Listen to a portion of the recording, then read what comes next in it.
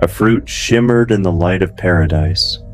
It was unlike any other, glowing, untouchable, wrapped in a silence that felt heavier than the heavens themselves. And then came the whisper, soft, coiled, dangerous. Why should you be denied? Why should you not taste? Why should you not become more? Eve's hand trembled. Adam's breath grew heavy. The garden seemed to hold its breath. A choice hung in the air, sharper than a blade, heavier than a mountain.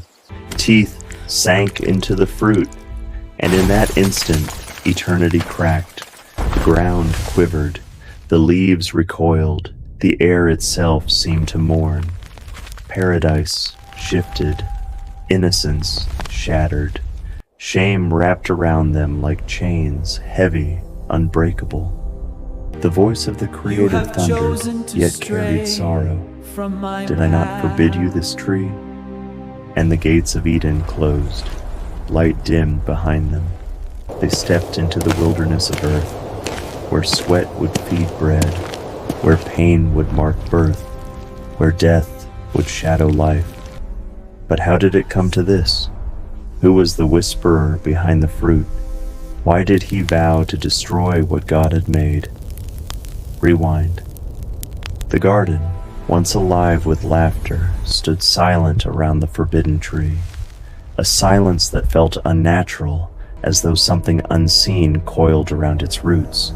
God had warned them, eat freely from what surrounds you, but do not eat from this tree. For if you do, you will surely fall. One boundary, one command in a world of endless freedom. Yet behind the silence, another presence lingered. Iblis, the envious one, the proud one, the outcast who had poisoned his own heart. But his story began even earlier. Rewind further, before paradise, before the whisper, before the fruit. There was clay, cold, lifeless, silent. God molded it, shaping the first man. Dust, fragile and lowly, yet filled with possibility.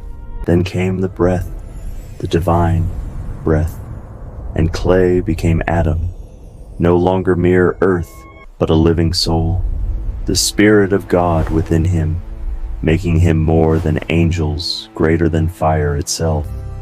To Adam was given knowledge, the names of all things, secrets of creation etched in the stars, hidden in oceans, buried in soil, knowledge that no other being carried.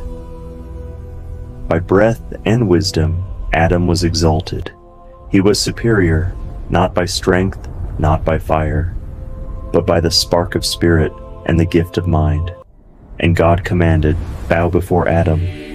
The heavens obeyed, an ocean of wings bent low in reverence. All except one, Iblis, made of fire, burning with arrogance.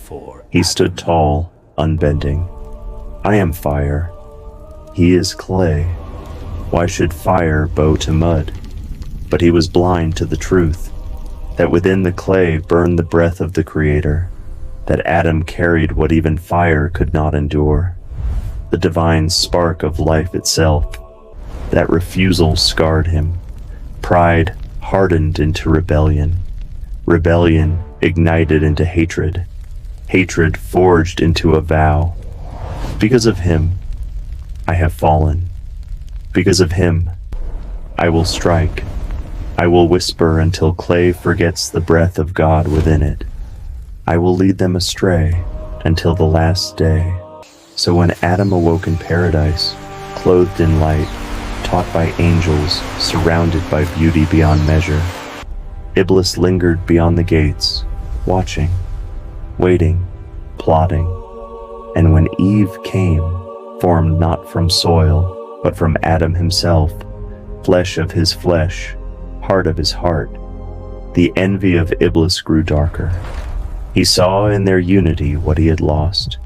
He saw in their joy the reason for his rage.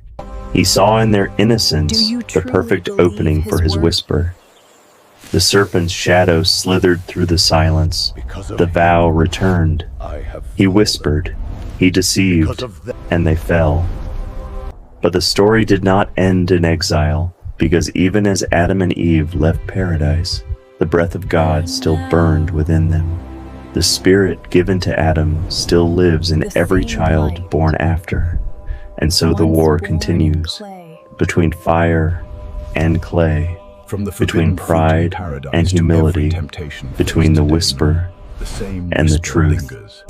From the forbidden fruit in paradise to every temptation faced today, the same whisper lingers, the same battle endures, and the choice remains.